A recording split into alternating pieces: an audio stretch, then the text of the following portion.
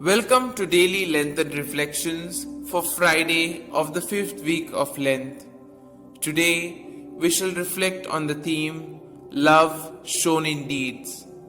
In the first reading, Jeremiah is attacked and denounced on all sides by his own people. In today's Gospel, people condemn Jesus because of their image of God.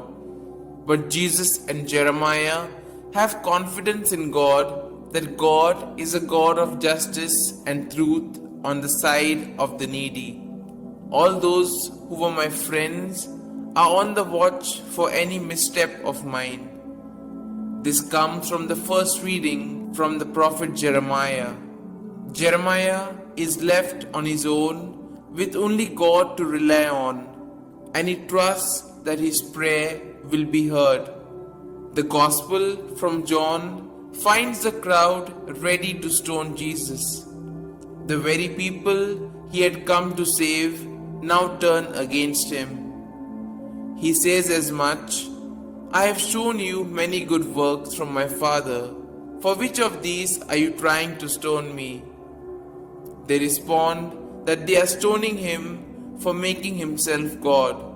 He tells them that the Father is in me and I in the Father. They are one God. Others who are witnessing and listening with their heart and mind are converted to his message and his life. As we come closer to the Holy Week, we recall the huge cost of Jesus being rejected. We look at the same time his ability to love us to the very point of death, to carry out his love in deeds from the Father. Jesus often demonstrated his love for the needy to manifest God's mercy. The works of Jesus are the works of love. This is the love we know of him, love unto death. What we perceive in Jesus, we can realize in the Father. Love is shown not so much in words but in deeds. Love is not simply about how one feels inside, but what matters is one's pure intention and action towards another person.